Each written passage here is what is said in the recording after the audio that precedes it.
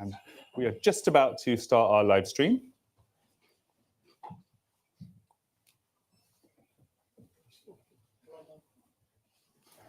Hello, everybody. Hello, and welcome to the UnHerd Club. We are here relatively newly open. This is one of our very first events. And we have a fantastic guest joining us today, who I'm about to introduce. If you are watching on the live stream, whether you're on YouTube or Twitter or Facebook, welcome to you as well. We are going to organize this with a conversation between us. There's going to be a couple of clips. We're going to bring someone up, we hope, from the audience to join us towards the end. Then we're going to have a short interval where people can go and get drinks, or if you're watching online, go and do something else for 10 minutes. And then we will have the Q&A, and people are welcome to join in the discussion. This is the conclusion of a long-held ambition of ours, which was really made more important and more pressing than ever during the pandemic era, which is to bring people together IRL, in real life, in 3D, in the same room, talking about important things, not isolated, stuck in their homes, staring at a screen all of the time. It felt that period was very bad for the conversation. It was bad for ideas.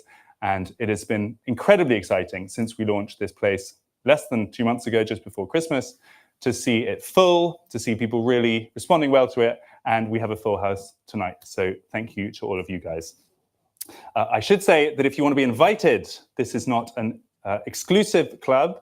If you want to be invited, all you need to do is subscribe to UnHerd. So if you're watching online, there is a link available on the UnHerd website /register, and you just sign up. It's 95p a week, which is an absolute bargain. Joining us today, ladies and gentlemen, is Coleman Hughes, who I believe it's your first time in the UK. It is my first time. And you came yesterday, so you're even still a bit jet lagged, so this must be your first ever event in the UK. Well, yeah, this is my first ever public event, that's right. Welcome. Glad to be here. So, as many of you will know, all of you probably will know, Coleman is a writer, a podcaster, an opinion columnist who basically shot to superstardom over the past 2 or 3 years as an even-handed, evidence-based, careful commentator on the vexed and controversial topic of race. His writing has been featured everywhere from the New York Times through to Quillette. He's appeared on all of the big podcasts, most significantly, of course, the UnHerd TV channel, which we spoke, and I'm actually going to begin our conversation with a clip from that. He is, among his other many skills, a near-professional jazz trombonist, a graduate in public policy from Columbia, and recently a rapper. So welcome once again, Coleman. I'd like to start by playing a clip, if we could. We did a YouTube interview on the 1st of July, 2020, which was really the kind of high point of a lot of these. I guess June and July of that year was when this race question took over the Western world in a way. And I asked a question which created a sort of awkward moment between us that really stuck with me, and a lot of people in the comments were talking about it. So I thought I'd kick off where we left off. The phrase Black Lives Matter is obviously very well chosen because it's impossible to disagree with. You very quickly risk being cast as either a kind of annoying contrarian or worse, an actual racist, if you start even kind of having the kind of conversation we're having. So how do you think we should respond to these protests? Who is we? Well, so that that was a great question then. And a lot of people in the comments were speculating as to what exactly you meant. And one interpretation must be, am I talking about English people? Am I talking about media commentators? Am I talking about white people? And since then, of course, there's been a book called Why I'm No Longer Talking to White People About Race. Well, here you are. You're talking to a white person about race. Yes. Not just any white person. Don't sell yourself short. You're ready to say it. Why do you think it's important? Is it important to talk to white people about race?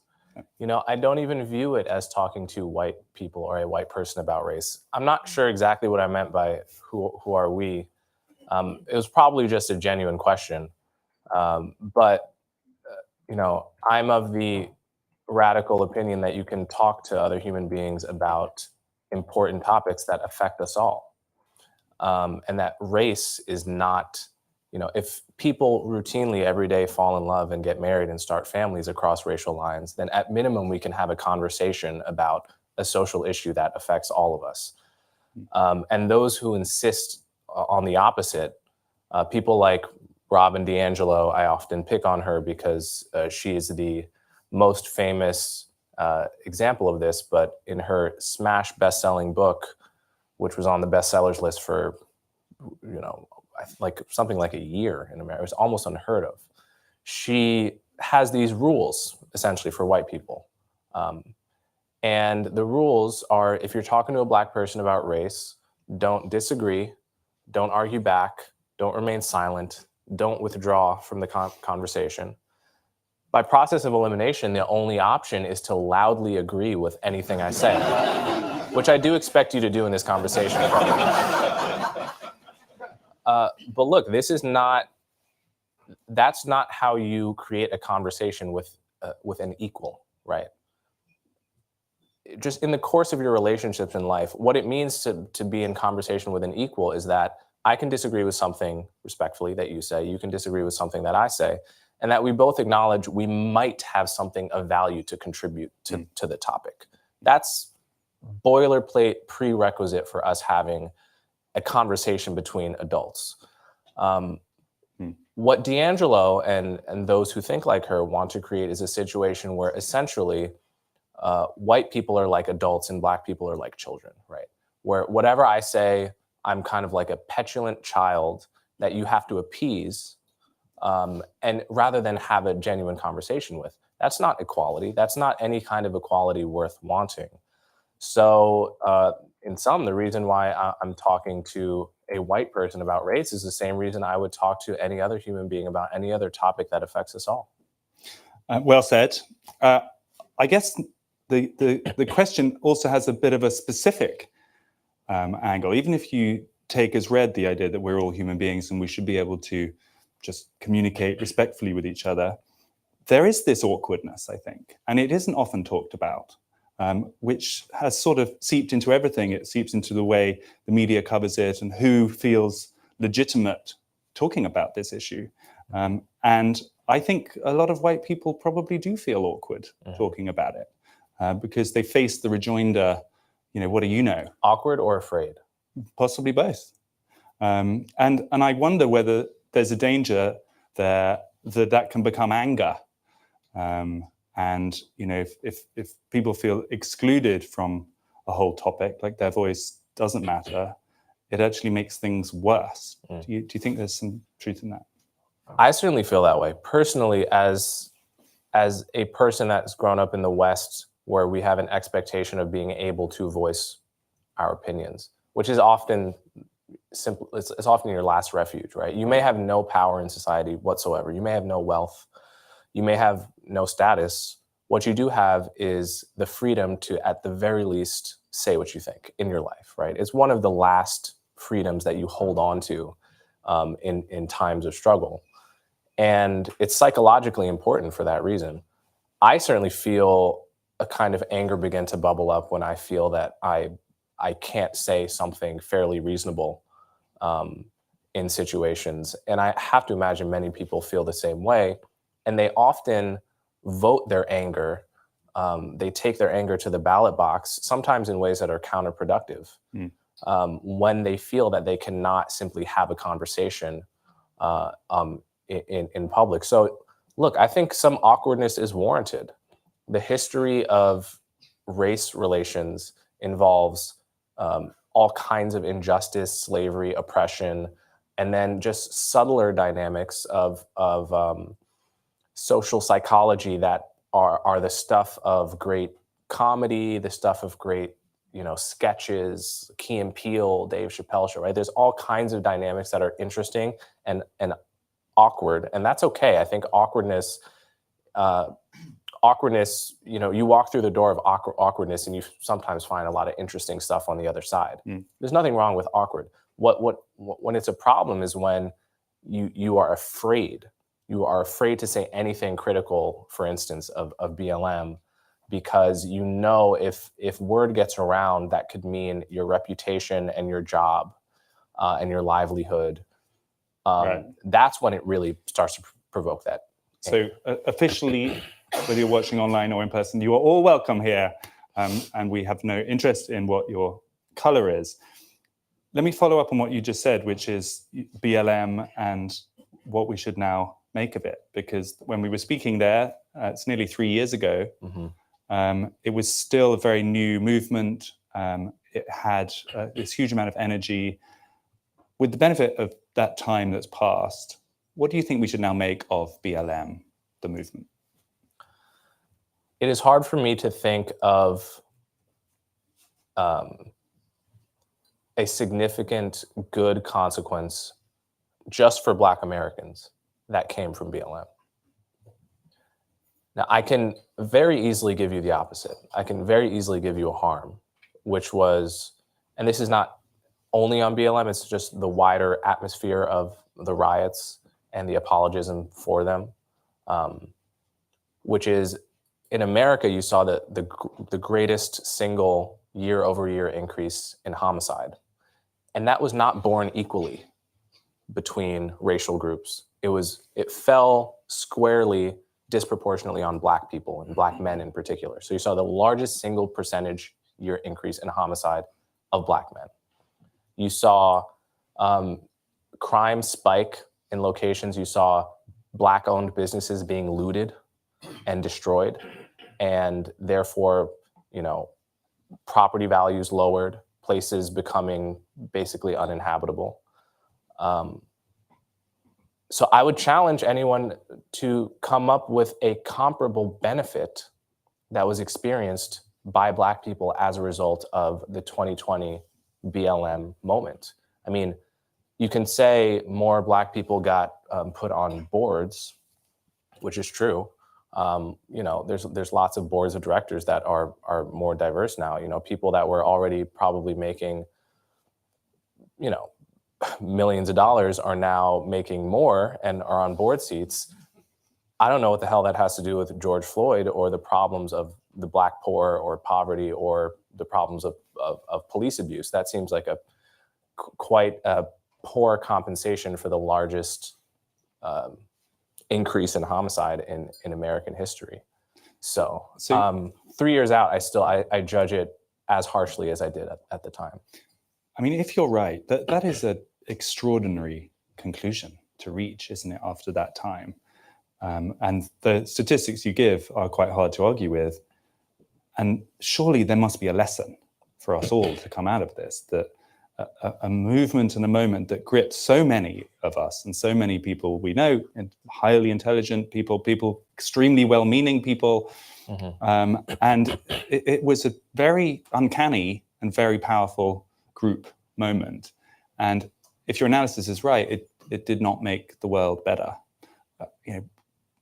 What can we learn from that? How should we respond differently next time? One thing to learn is that you should pay more attention to people who have skin in the game. If you were to only poll communities living in high crime neighborhoods during 2020, you would have gotten a pretty balanced picture where, maybe half of people would have said, we want less police, but fully half would have said the opposite. That was not the picture that was presented in the media, because most of the people commenting on the issue had no skin in the game. They had already, by means of wealth, lived in neighborhoods where it's not that the police doesn't matter, but it's like you're not taking your life into your hands when you go walk out on the street. Kids are not being shot, every weekend in the summer, caught by stray bullets. So it can be easy to abstractly say, I am on the side of the movement with a good slogan that everyone is getting behind, that seems like it's well-intentioned, that stands on the quote unquote right side of history, without you or anyone you love being the one to pay the price of far higher crime rates. So I think more attention. We should be skeptical more than we perhaps were. We should. Yes, and at the time, for instance, the journalist Lee Fang, great journalist, works at The Intercept and just broke part of the Twitter file story. He interviewed a man that happens to be Black that was totally against the riots and what was happening. And he essentially got canceled simply for filming this guy speak his truth, right? And this is what was happening at the time. Anyone that portrayed what was the opinion of, at least 20% of Black America, which was that they wanted more police. And in fact, 80% wanted more or the same level. Only 20% wanted less police presence. Anyone who portrayed that was essentially canceled or said to be smuggling propaganda and all this stuff. So the next time this happens, I hope there isn't a next time, but there probably will be. Pay more attention to the voices of people who have skin in the game, because they speak more sense than the opinion of elites that don't live anywhere near the chaos that they are helping apologize for. I'm going to now bring a parable to us, Sure. Which you may or may not have heard being talked about, and that is the parable of Ngozi Fulani. I gave you a tiny bit of a briefing before we met, but I'm actually going to let her speak for herself. We have a clip of Ms. Fulani, who can tell her story. She went to a reception at Buckingham Palace, and there she met an 84-year-old courtier, a former lady-in-waiting to the late Queen, and she didn't like the conversation that took place. Let's play the clip if we can. So then she began to ask me, who am I? Where am I from? So I said, I'm from Sister Space. It's an organization that supports African and Caribbean heritage women and girls. And then she said, oh, what part of Africa are you from? And I said, I don't know. They didn't leave any records. And that's my truth, right? I couldn't trace which part. Then she says, no, but where are you from? I said, no, Sister Space are based in Hackney. No, but where are you from? I'm not going to leave it right there, because I feel like this week we cannot do without the cultural commentary of Prince Harry on this topic, who is now a great leader on these issues. Let's play that clip, a very short clip of Prince Harry's reaction to that story. You speak to any other couple, mixed race couple around the world, and you will probably find that the white side of the family have either openly discussed it or secretly discussed, what are the kids going to look like? And that is part of a, bigger conversation that needs to be had. But to say that that doesn't happen around the rest of the world, but it just happened there, that's not true. But again, for me, the difference is unconscious bias and racism. But if you are called out for unconscious bias, you need to make that right. And you have the opportunity and the choice to, but if you choose not to, then that rapidly becomes something much more serious.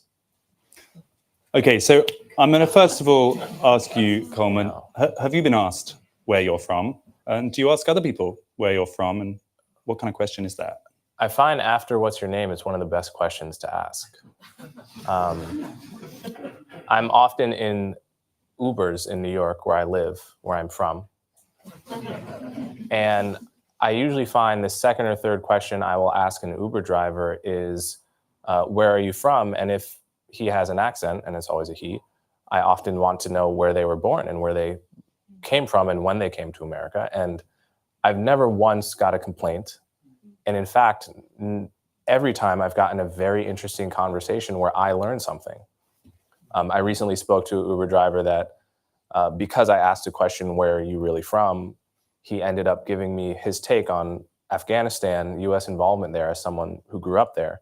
And I, for the first time in my life, heard the take that you can be pro-US and pro-Taliban. And it kind of made sense. So you learned something. I did. Yeah. I learned his perspective on the issue, given his interests as a local and how it looked to him. And it actually was coherent. Anyway, the point is, this is one of the basic human questions that one can ask to another. And I really, despite this incident, I still feel that 90% of people walking on the street, if asked this question, would not even think twice, would not get any level of offended. I think the kind of people that get offended by this are a very loud minority that are given attention. Just to take it a little bit more seriously, Yeah, sure. In one sense, the question is kind of complicated often these days, isn't it? There are multiple answers to the question, where are you from? I mean, this particular lady, Ngozi Fulani, actually changed her name. She was born in Kilburn by the name of Marlene Headley. She was born to parents, I'm getting this from Tomiwa Owolade's column, and I'm hoping he might come chat to us in a moment, but she was born to parents of Barbadian heritage, and she's not African. And yet she's taken an African name. She's very, her African identity is very important to her. And I wonder if you observe that kind of thing happening over in New York and in the US, that identity has now become a lot more complicated, and people are wanting to change their identity or to focus on parts of their identity that may or may not be true to gain some kind of improve this story. Well, I have sympathy with people that want to reinvent themselves and get in touch with their roots, however they perceive that to be. I don't think that there is anything inherently wrong with that. I think that is kind of it's a universal urge to kind of have roots that you can trace to, and it's something people look to a certain kind of person looks to, or anyone might look to in kind of times of struggle in one's personal life. I mean, if you're going to do that, though, if you're going to adopt an African name, you can't be surprised when people assume you're from Africa, and you ought not get offended.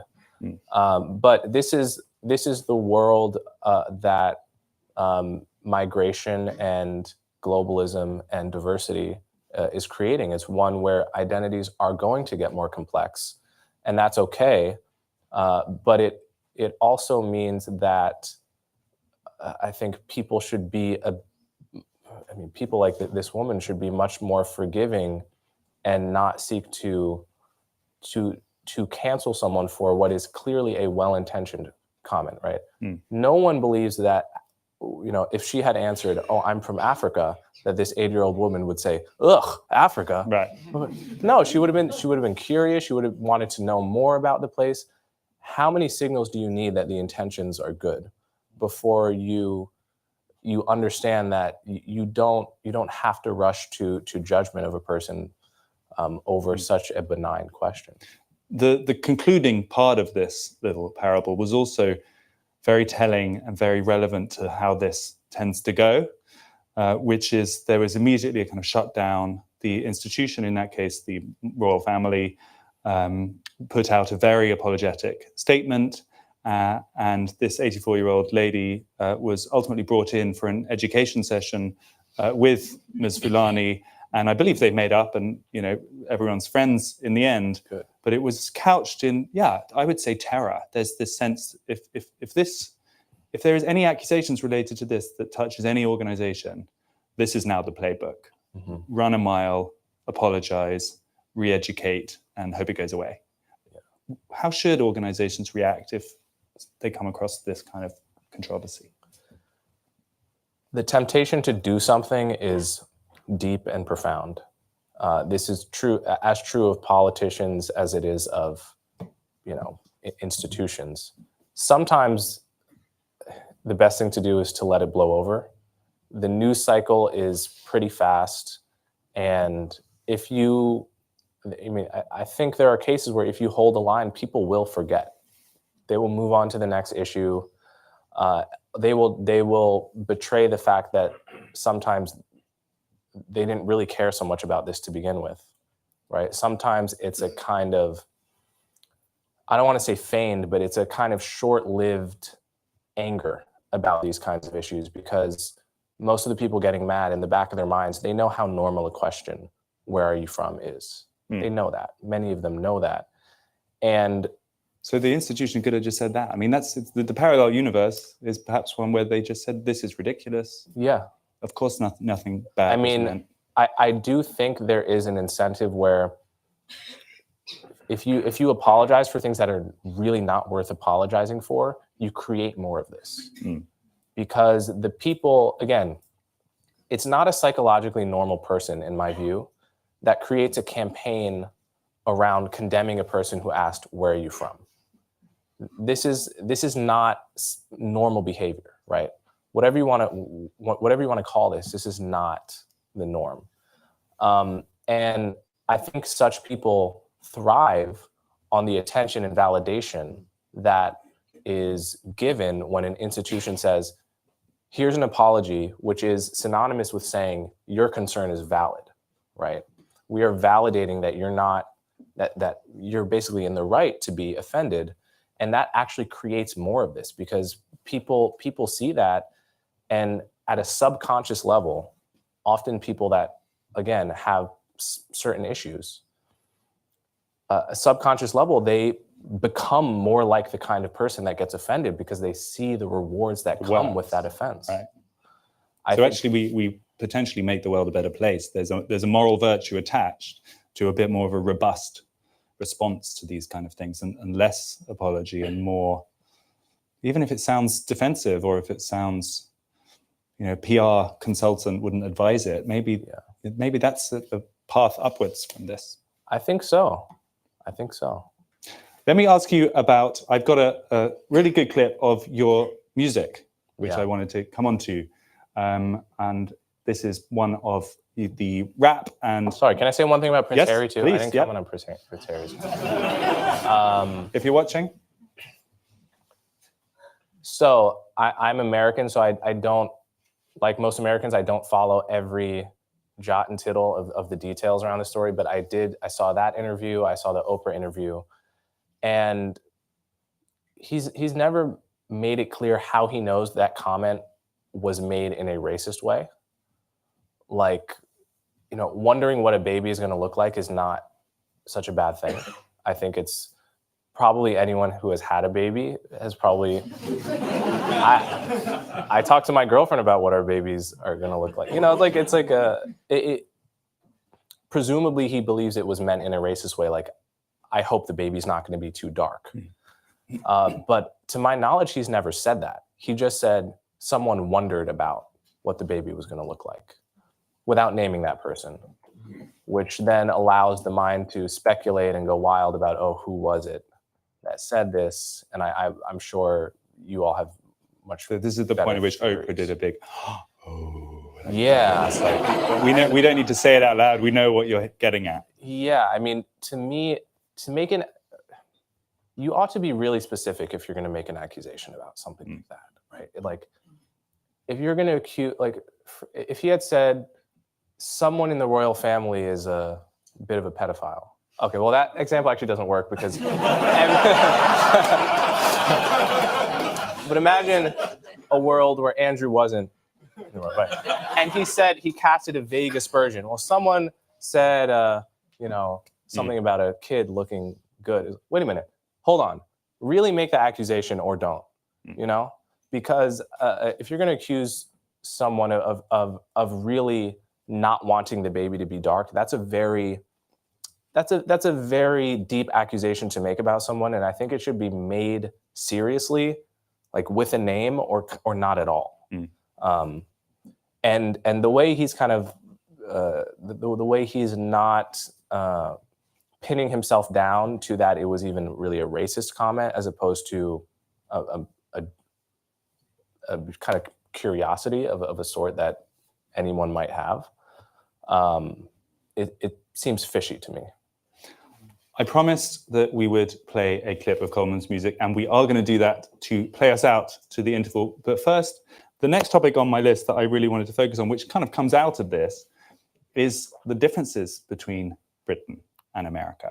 And this is something that people often, a lot of young people here, I genuinely don't think really know about this, that we don't have the same history, we don't have the same story as the US does. And we actually have in the audience someone who's written a book about it, and that's Tomiwa Awolade. So I thought maybe he could come and tell us give us a bit of a sneak preview. Come and join us on the couch. Yeah, just, yeah. Does that, let's see if that works. Does it work? At the very base. Oh, there we go. Is this better? Let's try that. Does that? There we go. Now it's working. Does it work? Tomiwa. Does it work? Yes. Does it work now? Can you hear me? Yeah, we can hear you. Good. So your book is literally, it's not called Britain Isn't, it's called This Is Not America. Yeah. It comes out this summer in June. Yeah. Check it out. What's it about? The book is about why Britain is not America, but specifically in terms of race. So I look at the very important differences between the Black British population and the Black American population, especially in terms of demographics. So the majority of Black Americans are descended from enslaved Africans, but that's not true of the majority of Black British people. The majority of Black British people are actually either African immigrants or the children of African immigrants. Up until about 25 years ago, it was very different. The majority of Black people were Black Caribbean, but over the past 25 years, there's been a huge influx of immigration from Africa, which has changed the demographic composition of the Black British population.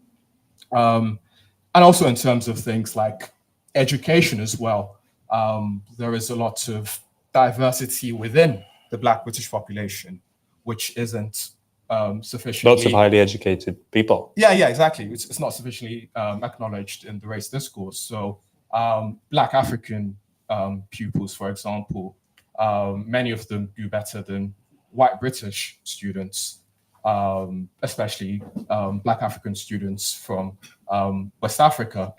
And in terms of things like expulsion rates and also GCSE and A-level attainment, there is a big divide between Black African pupils and Black Caribbean pupils.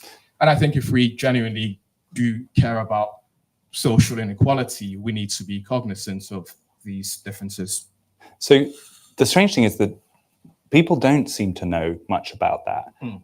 You might not know this, but during the BLM summer, we literally had British people in Trafalgar Square chanting "Do not shoot" at British policemen who are famously unarmed. They hold truncheons. So kind of deep is the cultural effect that we all live under. I mean, Coleman, your home nation is now exporting a kind of idea of race that, you know, that there were protests in Germany. All of these countries have very different stories. Do you have any reflections on that? I'm not asking you to apologize for you know. Nor would I. Nor should you. What should we make of that? I think you're just mad because we won the war. Which one? Yeah, America and Britain are not the same. I think in many ways, America's situation is more challenging, which is that Britain had an empire and all kinds of injustices committed. But once that empire dissolved, former slaves and former slave masters were not living next door to one another. In America, slavery happened within our own borders, and we had the problem, still the problem of, I guess, what Thomas Jefferson called 10,000 memories of oppression. He said that he predicted that Black people and white people in America would never be able to get along because of the 10,000 memories of injustices that Black people remembered at the hands of whites. And that was too pessimistic, I think, but there's a grain of truth in that. To this day, the fact of slavery has created and continues to create tension and grievance and anger. And also on the black side of the issue and on the white side of the issue, a feeling of, listen, that was not me. Why are you holding me responsible, right? And this holding pattern is very difficult, and it's not something that is faced by Britain, where black people have come here voluntarily and are an immigrant group, right? Do you think there's any sort of sense in the idea that maybe, I mean, for the US, where it is this huge defining wound in the national story, it kind of needs to be talked about. And I would just wonder, Tom, what do you think? Is there any argument to say it should be talked about less in places like the UK? I mean, what's your view on that? Do we need to talk less about race? I think we need to talk well about race if it's sort of relevant to the discussion. And I think just to go back to what Coleman was saying, I think another important difference is the Black American population is just much larger than the Black British population. So Black Americans constitute about 12% of the American population, whereas Black British people constitute about 2% of the British population. And also there are many cities and towns in America where Black people are a majority of that particular area. Whereas in the UK, in London, for example, where most Black people live, Black people constitute about 13% of the population. So in terms of that legacy of segregation, it's much easier if you're living in America to be a Black person and to only socialize with other Black people than it is in the UK. So the Black British population, as it is just more integrated just by the very nature of its smaller population. Can I play my clip of one of your songs? Let's have it. This is actually from a song called Straight A's, which talks about your story.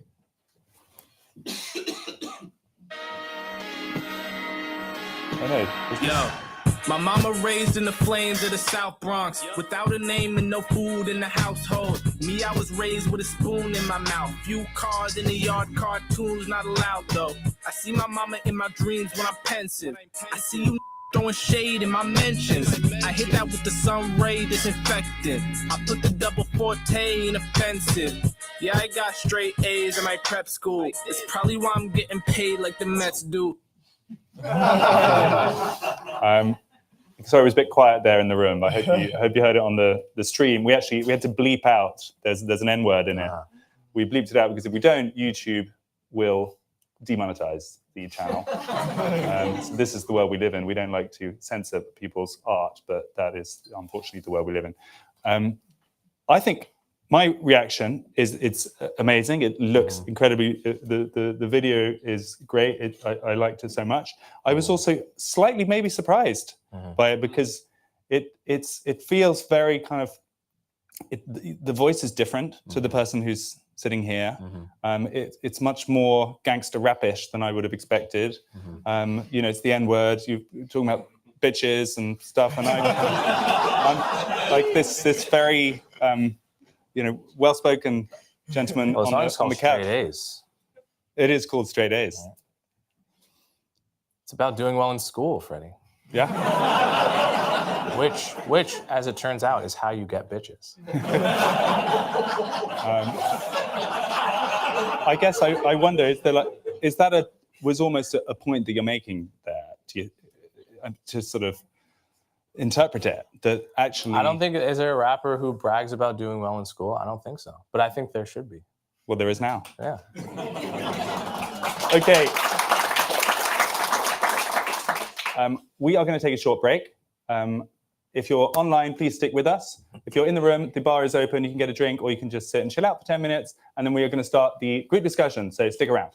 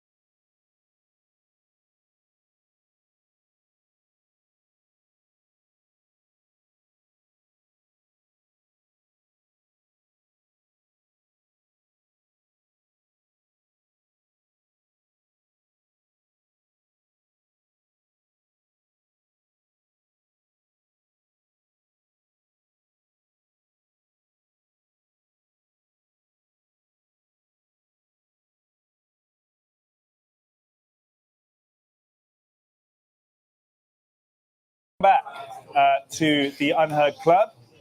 That's the end of the interval. We are into part 2, where we're going to get a bit more of a discussion going. So let's start and see if there are any questions or ideas that people want to share in the room. Lots of hands going up. Before we start that, can I just, in the politest possible way, say that when you do get the microphone, please, the question formulation, and then please hand it back, because sometimes when you get it, it's sort of like you don't want to keep it forever. Flo is going to come around with a mic. There's a couple on the front row. I'm going to start with our very own books editor, Katie Dawes. Thank you, Freddie, and very good to meet you both and talk to you and hear your views. Coleman, I wanted to ask you one word: reparations. Can you talk about that a little bit? So that's the kind of length question we are very much into. Thank you, Katie. So I got into trouble a few years ago by testifying against reparations in U.S. Congress, and my position on it hasn't changed since then. I've always been in favor of paying reparations to living people that people like my grandparents who lived under the Jim Crow system. If that's a system we all decide that we are ashamed of, it makes perfect sense to pay the people who actually lived through it. It's quite a different thing to say that I am owed money because my 6th great-grandfather was a slave.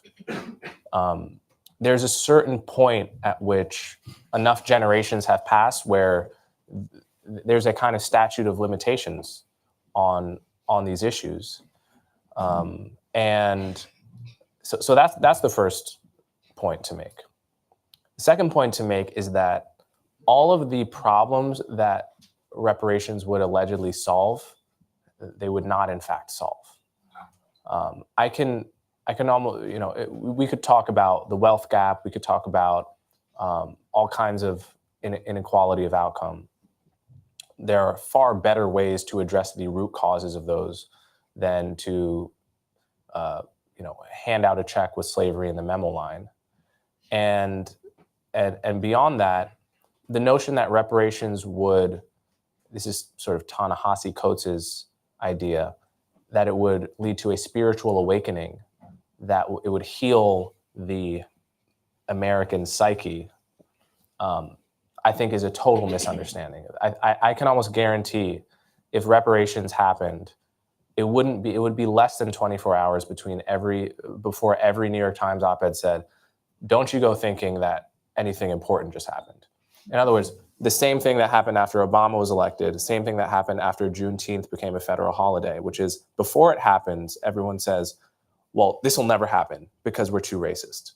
And then after it happens handily, they don't update their viewpoint, right? The second after it happens, well, actually, it didn't mean so much.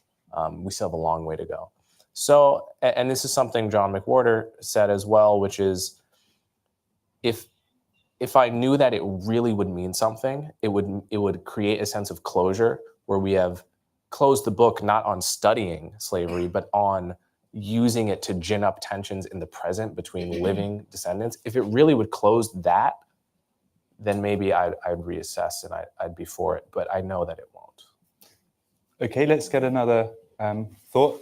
There's someone at the back there. I can't see. Yes, hand up. Yeah, great. My question is on, keeps the crop of in modern discourse, is empire and slavery. Nobody ever seems to refer to the Arab slave trade and get this excited, or the African slave trade, the Barbary slave trade, or the Ottoman Empire slave trade. They tell the same with empires. Nobody goes on about the Arabian Empire, the Ottoman Empire. It's a big part of this because there's a big level of historical illiteracy, both sides of the Atlantic, about what's actually happened with slavery, with the absolute obsession with the European slave trade, totally out of context to any of the other slave trades. There was just a movie that came out, you probably noticed, called The Woman King. Not terrible as an action movie, but as a piece of history, absolutely atrocious.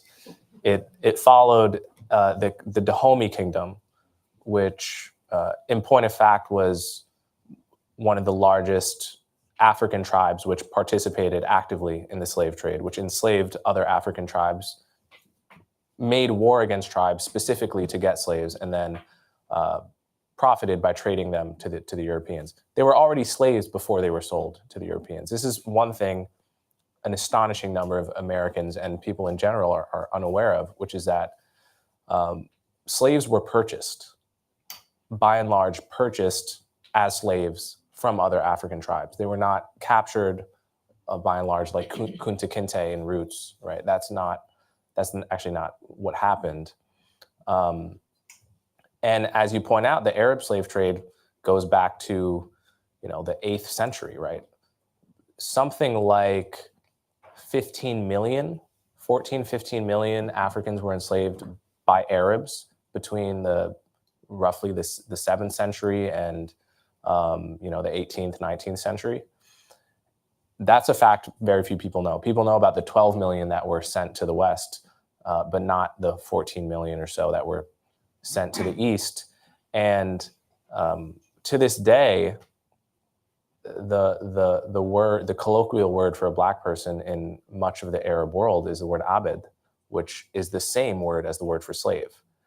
And that should give you a little bit of a sense of how guilty modern Arabs feel, which is to say not at all. And, that's to say nothing of what West African descendants of slave traders feel. I have some Ghanaian friends and Nigerian friends as well, and I once asked them, we were talking about this subject, and they said, yeah, and in school we learned that our ancestors enslaved other tribes and sold them, right? And I asked them, did you feel, or were you taught to feel, any level of guilt about your ancestors' participation in profiteering, and active participation in the slave trade? And they said, they looked at me like I was crazy. There was a guilt? Why would I feel? That was ages ago. I had nothing to do with it.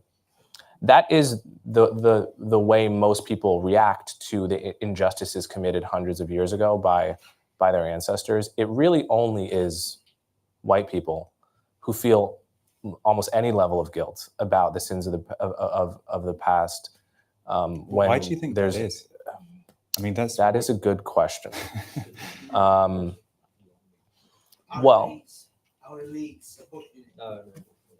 Well, why is it that the white Western group, as distinct from the others, is so focused on the sins of the past?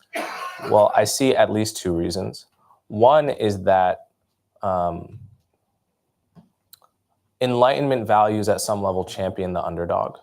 And we, Western societies, are suffused with, at some level, the attitude of the Enlightenment. And that can very easily bleed into a kind of over-the-top romanticization of victimhood and so forth. Another reason may be to do with Christianity and the Christian feeling of guilt and original sin, which is a very deep, there may just be an original sin shaped hole in the Western soul. And, maybe when Christianity is not there, it gets filled by something else. Those are my theories, but it is a phenomenon to be explained. It's a departure from the norm in the rest of the world. Let's take another question. There's a lady here on the front row and another lady here also on the front row. I'm going to promise I'm going to go further back next time. Hello, I'm Russian Jewish, of Russian Jewish descent, living here already in Britain nearly 30 years. Germany, as I believed, maybe that's where Western mentality started thinking of reparations with Germany. But Germany has invited lots of Russian Jews to immigrate from Soviet Union, giving them better life, which it definitely did. The Russian Jews always complained, and our dream was to go to America.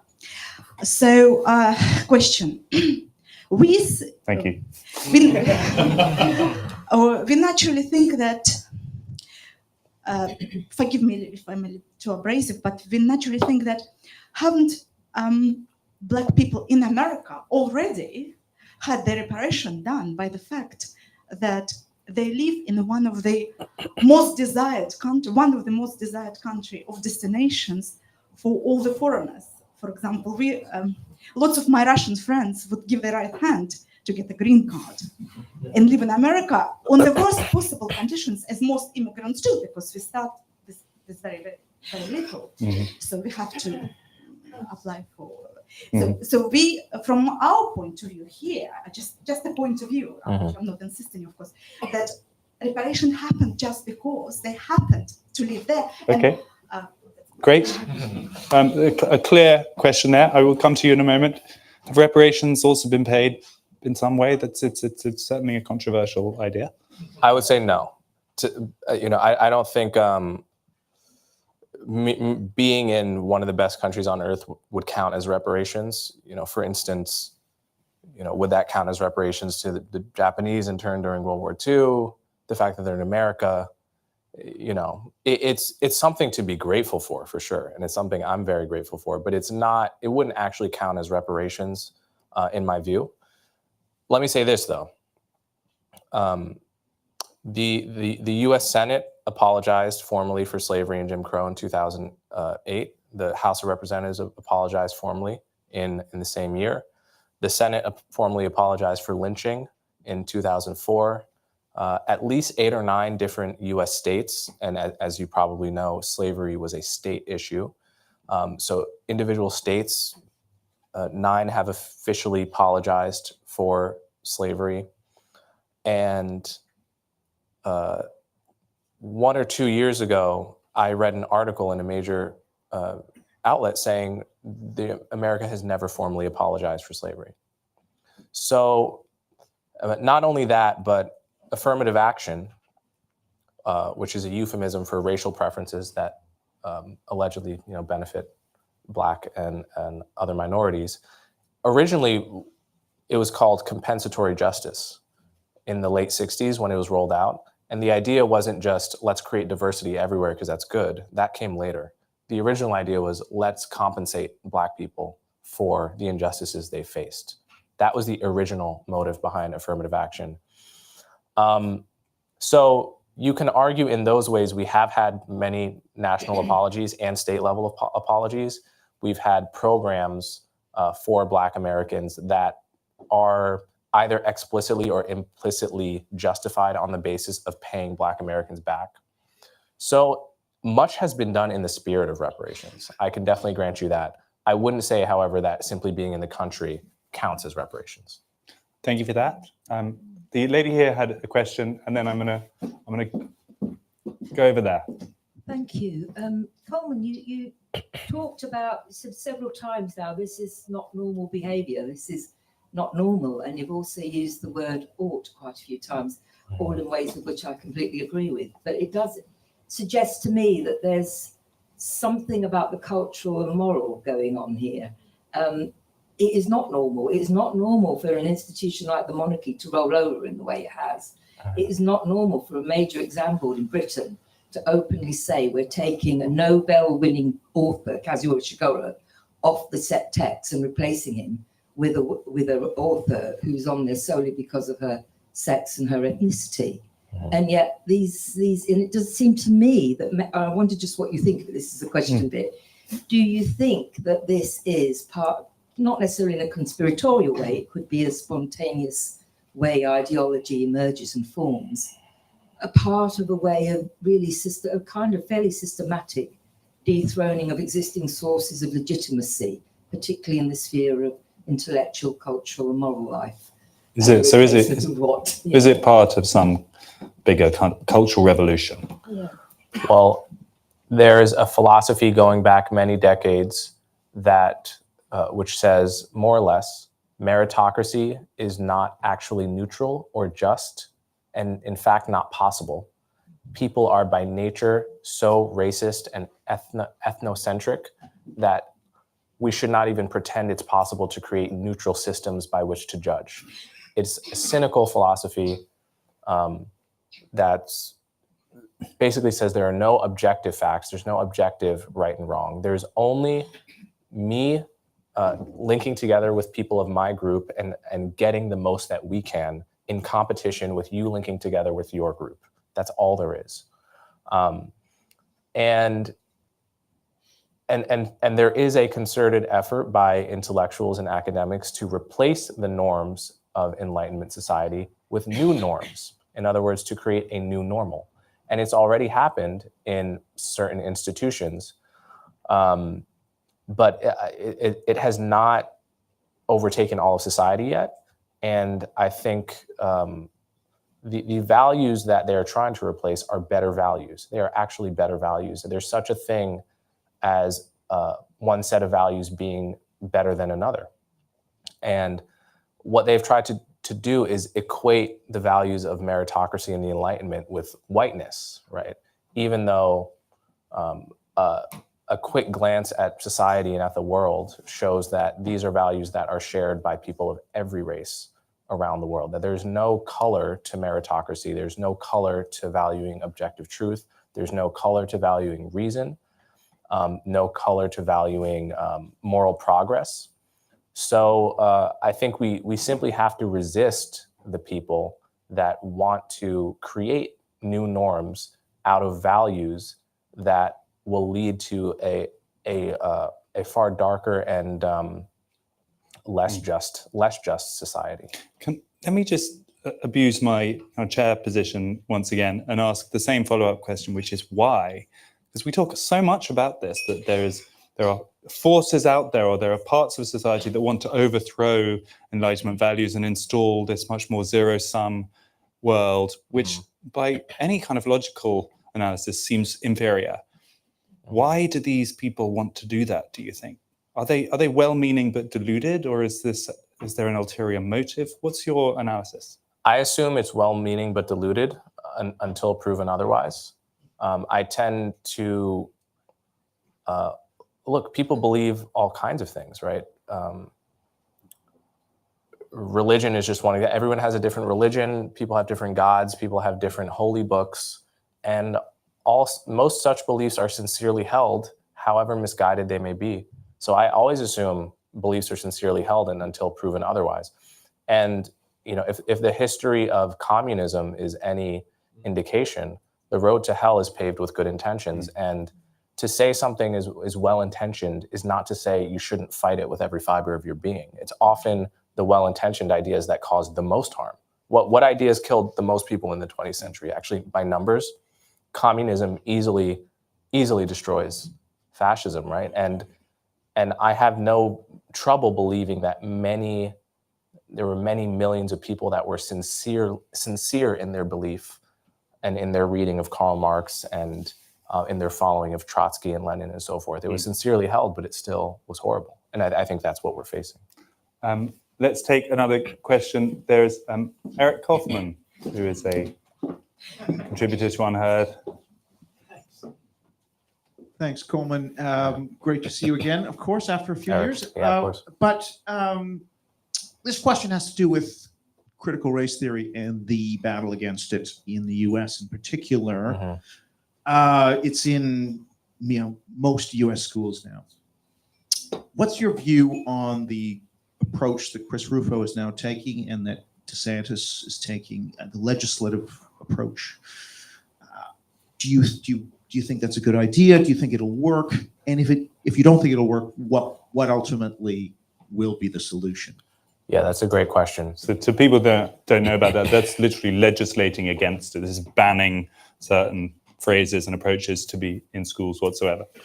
Yes, so in America, we have this problem where, the public schools that we all pay for with our hard-earned money are to a remarkable degree captured by the left. Which is to say, you send your kid to a school and some 85, 90% of the teachers are voting for one party, whereas only 50% of the country is, right? And it's not necessarily the moderates that are the issue, but it's that they're populated with extreme ideologues that want to indoctrinate your kids on your dime.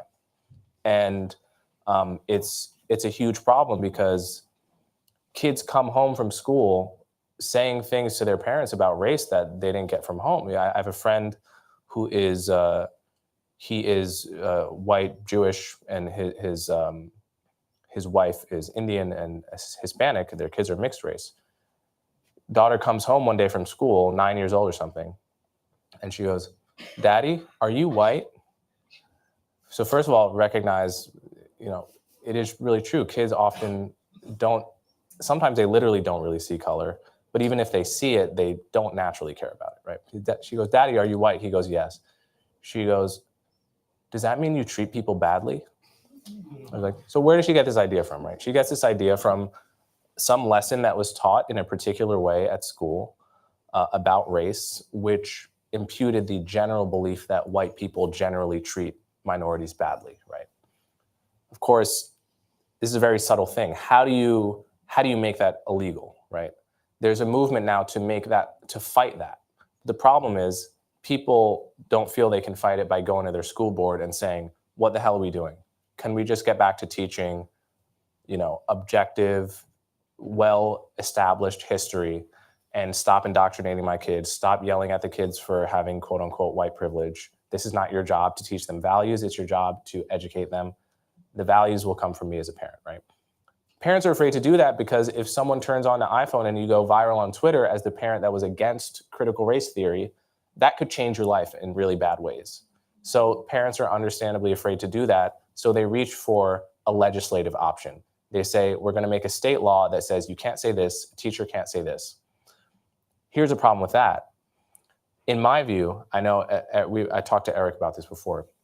He may disagree, but it's not possible to write a law that is broad enough to actually deal with this issue, but also narrow enough to not ban all kinds of other speech. And we've already seen lawsuits because of these laws where books that really aren't bad get thrown in, right? So most of these laws have a clause where anything that promotes the idea that a kid should feel guilty because of their race is illegal, right?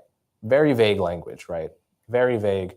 And half of what lawyers do all day is parsing speech that has multiple interpretations. In my view, law is too blunt an instrument to deal with this. And what we need is really to empower people to feel that they can go to their local school board and give people a language and a way of expressing these ideas strongly, but in a proportionate way, so that people feel they have the vocabulary and the tools to speak up in their local communities, and encourage people to have a little bit of courage, because if your values really matter, they are worth fighting for and they're worth sacrificing for. Let's take a question. There's a lady at the back, I think, just behind you. So. Coleman, yeah. I wonder whether you have an alternative approach to just seeing critical social justice defeated, because I'm very aware that narrative, and I'm not a fan of critical social justice, just to say that, but narrative and listening to people is incredibly important. And I'm very aware of this from my white friends who want to listen. Mm-hmm. And I don't really want to go back to just a purely rational Enlightenment paradigm.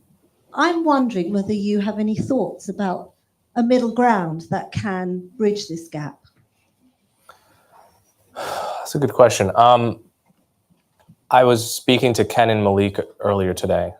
He has a good new book out about the history of race. And he said a phrase that kind of stuck with me. He said, there's a difference between identity and identity politics. Everyone has an identity, a particular identity, not a universal, objective, rational identity. You come from a particular place with a particular language, a particular culture, particular food, and particular values. And what is unique about them is precisely that they are different from others. Not only is that fine, that is part of what makes life rich and beautiful, is to have particular attachments.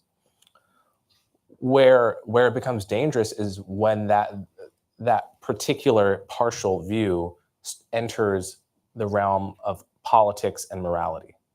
When you insist on the specialness and the priority of your group over others, however that manifests. So to me, I feel like you, I don't want to live in a colorless, rational, hyper-rational, a world with no art and no poetry and no music and no right brain material. That would not be a world worth living in. But I think there should be a kind of firewall between our discussions of politics and ethics and the rest. And everything else is where the beauty of identity and particular cultures should flourish in art and everywhere else. But when we come to discuss and legislate and form rules, the rules that we all have to live by, we do have to be in a mindset where we have to think as if from the Rawlsian original position, from behind the veil, where what I'm arguing for is it would not matter if I was born you or born me to the rules that we create for a society. It has to make sense regardless of where I was born in society. So even though your new book is going to be called Colorblind, just sort of get a plug in That's there. not the title, but that is. Oh. I don't know what the title is yet. Oh, sorry. But it will be defending colorblindness, yeah. So the idea then is not that we are fully colorblind and live in a kind of entirely post-racial society.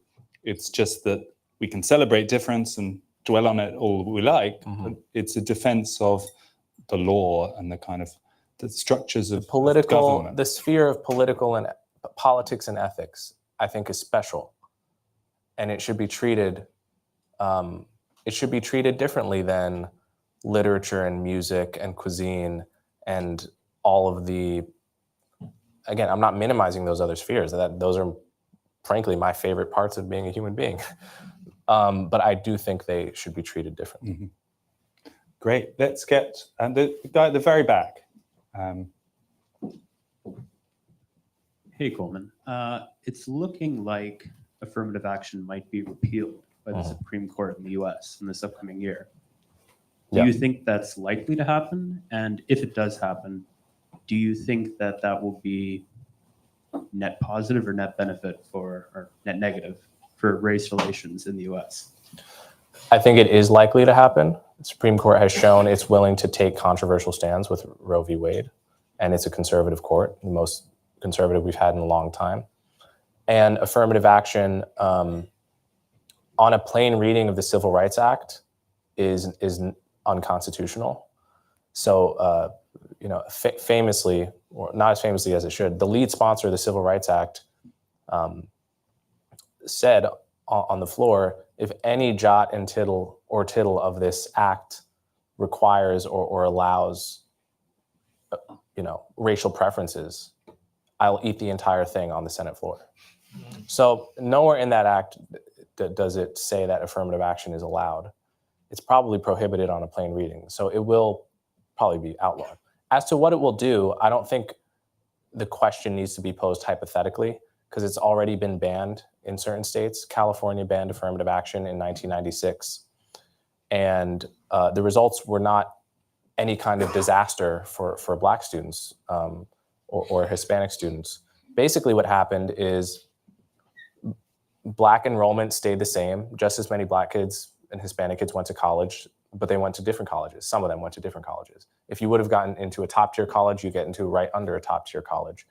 And that's unfortunate, but here's the upside is that instead of Black and Hispanic kids being at the bottom of the class at top tier colleges, having the bottom entering credentials, struggling to stay afloat, switching majors from hard sciences to soft sciences, you see Black kids as likely as white kids to be in the center of their entering class.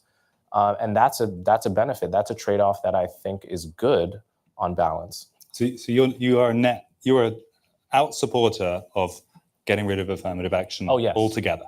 Race-based affirmative action, yes. Whether you could do something based on income or class is something I'm very open to.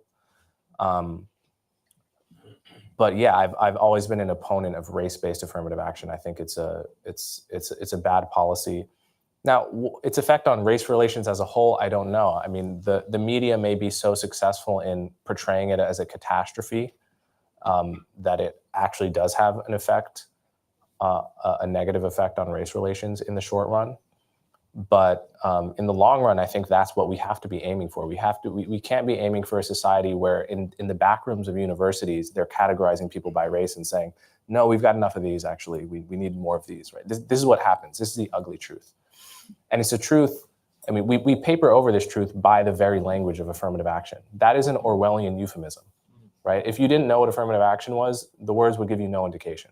It's affirmative action is to racial discrimination what enhanced interrogation was to torture during the war in Iraq. And could you also mention the Asian American objection to affirmative action? Well, yeah, and Asian Americans are, there's no justification of the policy which makes sense of why Asian Americans are getting discriminated against more than anyone. I mean, that just is racial discrimination. We can't simultaneously say it was horrible to limit the number of Jews at Harvard in 1940, but it's totally fine to limit the amount of Asians today. It's a contradiction, and it's a contradiction that survives because we have these euphemisms and we don't talk about it really honestly, and we don't actually have to see it.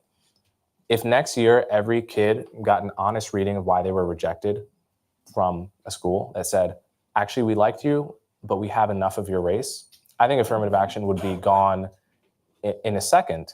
So what does it mean when a policy only survives because of secrecy and lack of transparency? It means people actually aren't comfortable with the reality if they were forced to see it. This is why wars have declined in the era where we can see war on the television, right? It's the same thing. I have absolutely promised we will stop at past, which is in 6 minutes. So what I'm going to do is take 3 questions, if we could, and then we can do a bit more of a kind of general summing up and take some themes from those questions. So there's a question over here. If we can get the mic over to this guy on the yellow. Great, thank you for all your eloquent and logical comments. 3 quick questions about unconscious bias. Firstly, 3? Well, just very quick. So the first is it different from racism? Was it a different form of racism? Second, how much of a problem is it? And third, is there any effective way of reducing it? Plus, I'm not going to make 3 into more than 3, so you're going to have to use that huge mental faculty to hold all of those. Flo, we've got one from someone online. I said we'd take a question from the online audience. So we do. So our online question comes from Catherine Fuller, and they ask, what is she asks, I think we could be quite confident. About the black men who were murdered after the rise of BLM, what do we know about the perpetrators? So she asks that. Yeah, so... Okay. But I'm going to let you speak now. Okay, so answer that one. The perpetrators were also black. Almost all crime is intra-racial in America, because in poor communities where crime happens, it's very segregated. So the point about that was simply the pulling back and reducing and totally defanging of the police hurt black people more than anyone. That's the point there. As for unconscious bias, I do think it's a real thing. I think it's not simply on the topic of race, but on all kinds of topics. I think clever social scientists can find ways of proving that your subconscious is not perfectly rational, which should surprise nobody, really, because our conscious minds aren't even rational perfectly. So as for whether we know how to address it or even measure it, we don't. We have tools that really should be called, I think, pseudoscience at this point. There was a lot of understandable excitement about the implicit association test created by Mahzarin Banaji. Totally understand if you tell people we have this way of measuring your subconscious. Obviously, it's a super sexy finding that people, TED talks about it.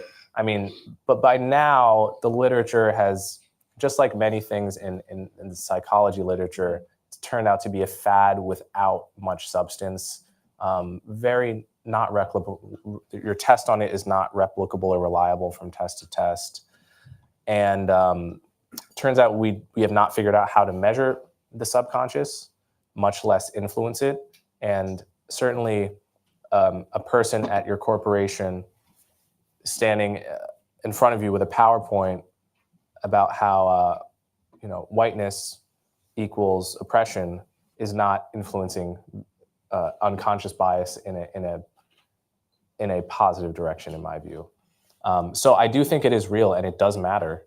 And these are it's the kind of thing that can influence a cop's decision whether or not to pull the trigger in the moment. It's not something to be minimized, but we don't actually understand it, and it's used as an excuse for basically fake experts to lecture you, presenting solutions that are not actually real solutions. So I think we should be humble about our understanding about it, continue studying it, and have a more scientific attitude toward it. We have one final question. There's a guy by the pillar, but just while he takes the microphone, I have two little pieces of news. First of all, Catherine has confirmed that she is indeed a woman. We can relax about that. But also, I think it has to be shared that hot off the press, Coleman's excellent podcast has just won the Signal Prize, which is a very prestigious prize in the podcasting world. And which category were you nominated for and successful in? Diversity, equity, and inclusion. There we go.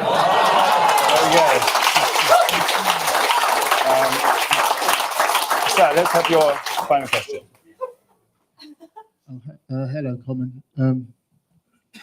I just wanted to ask you if this was a thing with you as well. And I just noticed regarding police brutality in America, armed police. Whenever there's how can I put it? I would say that police brutality is pretty much spread amongst everybody. But why does it seem that every time it happens to someone who is black, it makes national news? That is an excellent question. George Floyd murdered in 2020. Everyone knows his name around the world. Tony Timpa may be a name some of you are familiar with, but broadly is not known, was murdered in almost the identical way a few years earlier on video. Almost no one knows his name. During 2020, to make this point, I picked a random year. I picked 2015 and picked out 10 or 15 stories of white Americans, unarmed, killed by the cops. One was a 6-year-old kid.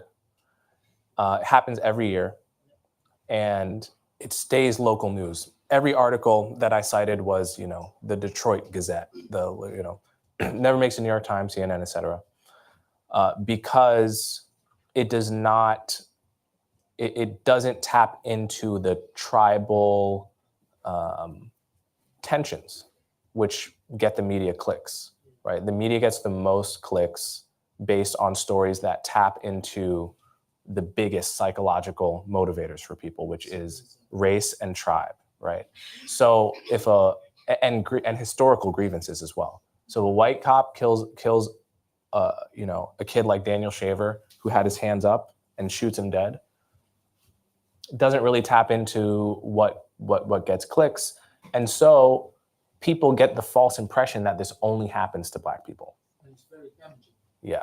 And that in turn creates the conditions for rioting, because if it were simply viewed as an issue of police overreach and police abuse, I don't think there would be riots in the streets. I think there would be legislation passed. There would be conversations, constructive conversations.